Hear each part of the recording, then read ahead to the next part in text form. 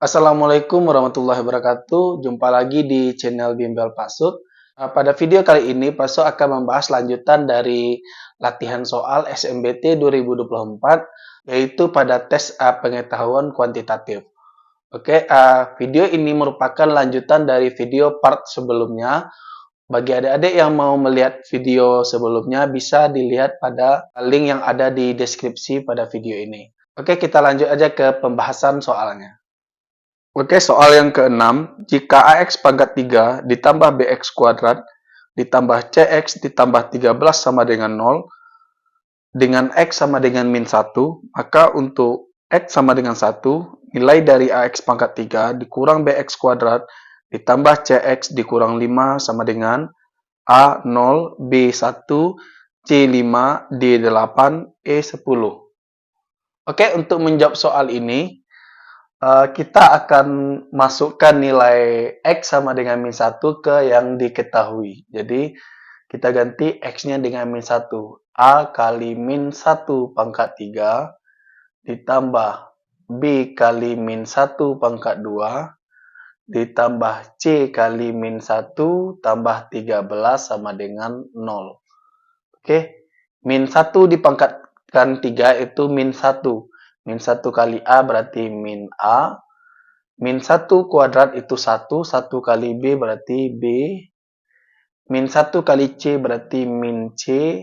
Tambah 13 sama dengan 0. Berarti min A tambah B kurang C sama dengan 13 kita pindahin ke kanan jadi min 13. Oke, langkah selanjutnya yang ditanyakan akan kita olah dulu. Kita masukkan nilai X sama dengan 1 di persamaan yang ditanya. Oke, berarti ini jadi A kali 1 pangkat 3 ditambah, dikurang B kali 1 pangkat 2 ditambah C kali 1 dikurang 5. Oke. 1 pangkat 3 itu 1, 1 kali A. Terus min B kali 1 min B ditambah C kali 1 berarti plus C dikurang 5. Oke. Langkah selanjutnya, di sini ada A kurang B tambah C. Nilai ini akan kita dapatkan dari yang ditanya. Jadi kita ubahlah bentuk ini sehingga menjadi bentuk seperti ini. Agar bentuk ini menjadi sama menjadi bentuk ini, bentuk persamaan yang ini kita kalikan dengan negatif.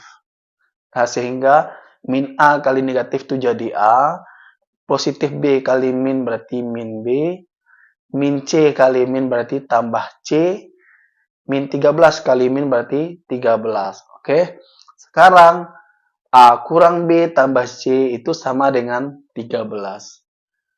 Berarti 13 dikurang 5 itu sama dengan 8. Jadi jawabannya adalah 8. Oke, kita lanjutkan ke soal yang nomor 7. A tambah B sama dengan 8P, maka nilai maksimum dari A kali B adalah A 4P, B 8P, C 16P, D 8P kuadrat, dan E 16P kuadrat. Oke, untuk menjawab soal ini, kita nanti akan menggunakan konsep turunan. Nah, jadi nilai maksimum kita memakai turunan pertama, misalkan fungsinya fungsi fx, berarti f aksen x sama dengan 0. Bisa turunan fungsi fx. Nanti setelah didapatkan nilai x-nya, x sama dengan k, nanti nilai x-nya dimasukkan ke fungsi. Nah, disitulah nanti nilai maksimum atau nilai minimumnya. Langkah pertama, kita ubah dulu bentuk ini. Jadi, A tambah B sama dengan 8P, berarti A itu sama dengan 8P, B-nya pindahin ke kanan jadi kurang B. Oke, selanjutnya fungsinya fungsi A kali B, berarti A kali B itu sama dengan, kita ganti A-nya dengan 8P kurang B, berarti 8P kurang B dikali dengan B. Oke, kita kalikan. 8P kali B itu 8 PB kuadrat 8PB dikurang min B kali B dikurang B kali B, B kuadrat. Oke, jadi inilah fungsi A kali B. Untuk dia maksimum, oke, fungsi ini akan kita turunkan, turunan pertamanya sama dengan 0. Oke, berarti yang variabel di sini adalah yang B. Oke, sehingga 8PB kalau diturunkan itu jadi 8P. Nah, kemudian min B kuadrat itu kalau diturunkan jadi kurang 2B sama dengan 0. Sehingga 2B sama dengan 8P. Berarti B sama dengan 4P. Setelah B-nya sudah didapat, kita masukkan ke fungsi A kali B. A tadi adalah 8P kurang B, kemudian kali B. Oke, kita masukkan nilai B-nya yang 4P. Berarti 8P dikurang B-nya kita ganti dengan 4P. Terus B di sini juga 4P. 8P kurang 4P itu 4P kali 4P. 4P kali 4P adalah 16P kuadrat. Jadi inilah nilai maksimumnya. Oke, soal yang ke-8. Jika 2 kurang dari X kurang dari 3 dan mutlak dari X kurang 1 dikurang dengan mutlak dari X kurang 2 ditambah mutlak dari X kurang 3 sama dengan A min 2, B X, C min X, D 4 dikurang X, E 3X dikurang 6. Untuk menjawab soal ini, kita menggunakan konsep nilai mutlak.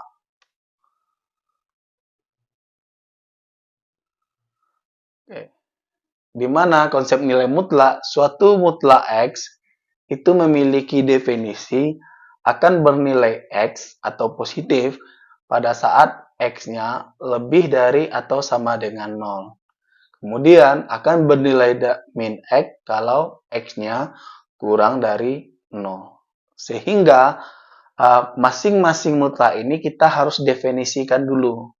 Jadi misalkan mutlak dari X kurang 1 itu akan bernilai X kurang 1 pada saat X kurang 1-nya lebih dari atau sama dengan 0. Sehingga bisa juga kita buatkan X-nya lebih dari atau sama dengan 1. Membuat ininya jadi 0. Kemudian akan bernilai negatif dari X kurang 1 berarti min X tambah 1 jika X-nya kurang dari 1. Kemudian mutlak yang kedua, mutlak dari X kurang 2 itu akan bernilai positif dari X kurang 2 pada saat X-nya lebih dari atau sama dengan 2. Kemudian akan bernilai negatif dari X kurang 2 berarti min X tambah 2 pada saat X-nya kurang dari 2. Kemudian mutlak yang ketiga, mutlak dari X kurang 3 akan bernilai X kurang 3 pada saat X-nya lebih dari atau sama dengan 3. Kemudian akan bernilai negatif dari X kurang 3 berarti min X tambah 3 pada saat X-nya kurang dari 3. Oke. Jadi kita nanti akan memakai nilai yang mana, tergantung batasannya. Tapi yang kita lihat adalah batasan yang di atas. Oke. Kalau batasan yang di atas, ini maksudnya X-nya itu lebih dari 2, kemudian kurang dari 3. Berarti X-nya itu antara 2 dan 3. Batasannya antara 2 dan 3, itu otomatis nilai X-nya itu lebih dari 1. Sehingga untuk mutlak yang X kurang 1, kita memakai yang ini. Sehingga ini hasilnya X dikurang 1. Dikurang mutlak yang kedua, karena batasannya antara 2 dan 3, sementara lebih dari atau kalau ini kan kurang dari, berarti itu nggak termasuk batasan yang ini. Sehingga kita pakai yang di atas. Jadi kita pakai nilai dari mutlak X kurang 2 yang X kurang 2. Tambah, oke, mutlak X kurang 3. Karena batasannya antara 2 dan 3, kalau ini lebih dari 3.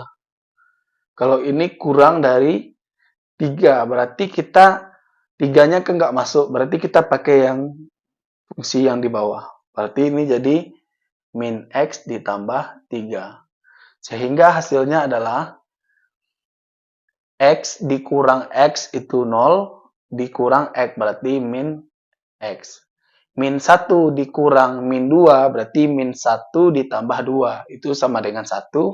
1 ditambah 3, 4. Berarti min X ditambah 4. Atau sama dengan 4 dikurang X. Jadi jawabannya adalah 4 dikurang X. Oke, soal yang ke-9.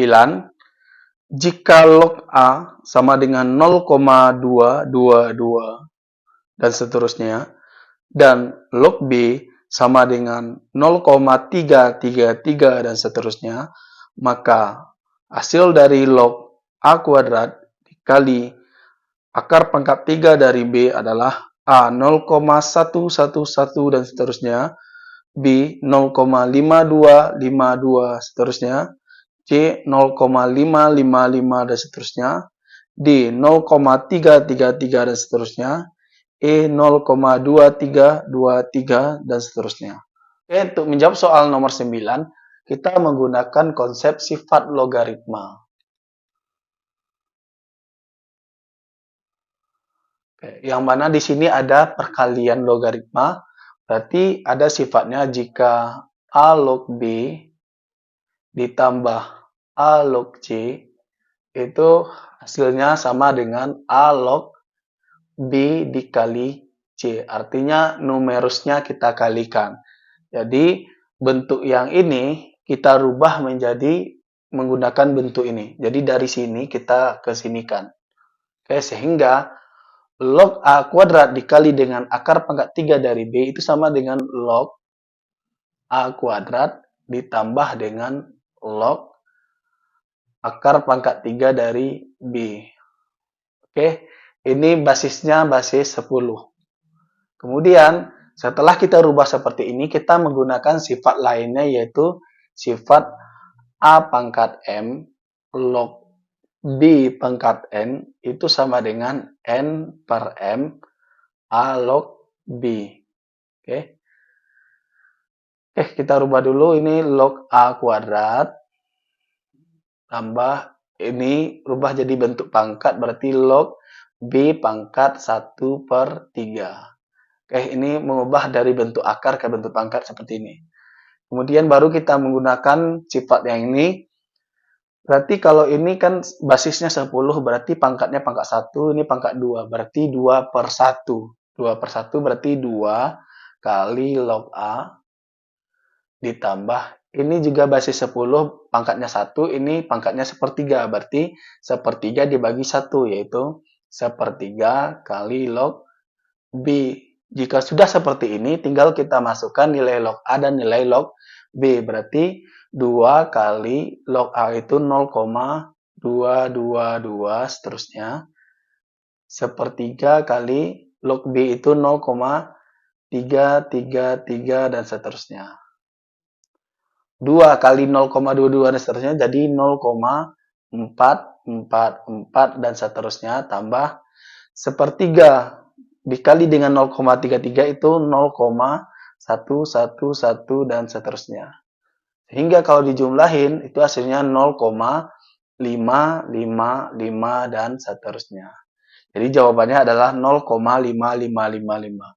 Soal yang ke-10, panjang AB pada gambar di bawah ini adalah A 3 akar 2, B 4 akar 3, C 6 akar 5, D 39 per 5, E 100 per 7. Oke, untuk menjawab soal ini kita menggunakan konsep perbandingan trigonometri.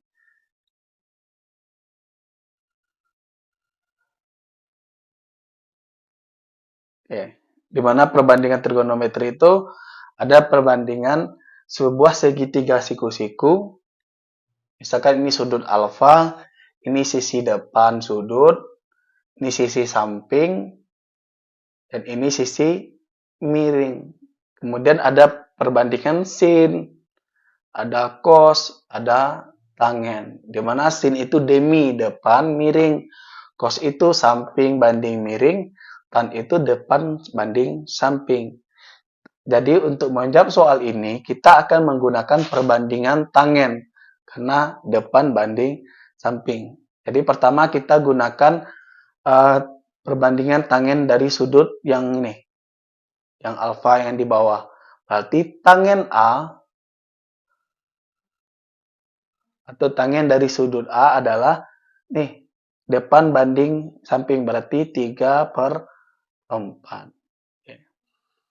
Selanjutnya, agar kita bisa mendapatkan nilai dari AB, kita butuh panjang BC. Tapi untuk mendapatkan panjang BC, kita tahu dulu panjang dari B ke sini. Atau kita misalkan dengan X. Oke. Berarti kita butuh panjang dari X. Di mana BC itu adalah X ditambah 3. Oke. Jadi caranya kita gunakan segitiga yang besar atau segitiga ABC.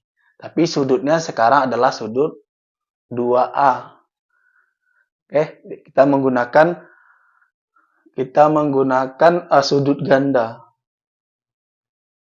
Konsep sudut ganda yaitu tangen 2A, 2 alfa itu sama dengan 2 tangen alfa per 1 kurang tangen kuadrat alfa. Oke, jadi kita menggunakan konsep ini. Tapi sebelumnya kita cari dulu tangen 2A-nya. Kalau tangen 2A berarti kita menggunakan segitiga yang besar. Sisi depannya adalah X tambah 3. Kemudian sisi sampingnya adalah 4. Oke, baru setelah dapat tangen 2A, baru kita jabarkan tangen 2A ini dengan menggunakan sudut ganda. Sehingga tangen 2A-nya, oke kita ke sini. Tangen 2A-nya kita buat menjadi 2 tangen A per 1 kurang tangen kuadrat A. Sama dengan X tambah 3/4.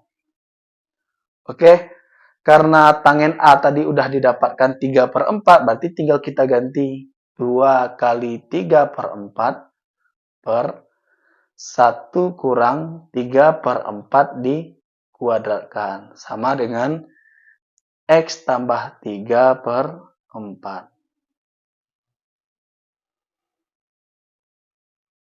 Oke, selanjutnya 2 kali 3/4 itu 3/2 per 1 dikurang 3 kuadrat itu 9, 4 kuadrat itu 16, berarti 9/16. 1 dikurang 9/16 berarti 7/16. Kita samakan penyebut satunya itu jadi 16/16. Berarti 16 kurang 9. Oke, sama dengan X tambah 3/4. Ini kita bagi 3/2 dibagi 7/16 itu sama seperti 3/2 dikali dengan 16/7. Jadi ini bisa dicoret jadi 24/7. Sama dengan X tambah 3/4. Selanjutnya kita akan kali silang. 7 kali X itu 7X. 7 kali 3 itu plus 21 sama dengan 24 kali 4 itu 96. Sehingga 7X sama dengan 96 dikurang 21 yaitu 75. Berarti X sama dengan 75/7. Oke. Kalau X-nya udah dapat, berarti panjang dari BC itu sama dengan 3 ditambah 75/7. Kalau kita samakan penyebutnya, 3 itu sama dengan 21/7. Tambah 75/7. Jadi jawabannya adalah 96/7. Jawaban panjang dari BC. Kalau kita mencari AB, yaitu sisi miring pada segitiga siku-siku, berarti AB akar dari AC kuadrat ditambah BC kuadrat. Oke. Oke, kita masukkan nilainya AB sama dengan akar dari AC-nya itu 4 kuadrat tambah BC-nya itu 96/7 dikuadratkan. Sehingga AB sama dengan akar dari 16. 4 kuadrat itu 16 tambah 96 kuadrat itu 9126. Kemudian 7 kuadrat itu sama dengan 49. Oke, berarti AB sama dengan 16 ditambah ini berarti 16-nya harus disamakan penyebutnya. Berarti 16 kali 49, 784 per 49 ditambah 9126 per 49. Oke, sehingga AB sama dengan akar dari 784 tambah 9126 itu sama dengan 10.000 per 49. Oke. Akar dari 10.000 itu 100 per akar dari 49 7. Jadi jawabannya adalah panjang dari AB adalah 100 per 7. Oke, adik-adik, itulah pembahasan pada pertemuan kali ini. Sampai jumpa di video-video selanjutnya. Jangan lupa di like, komen, dan subscribe. Lupa juga untuk latihan-latihan terus agar adik-adik bisa lulus di SNBT 2024. Sampai jumpa di video-video selanjutnya. Assalamualaikum warahmatullahi wabarakatuh.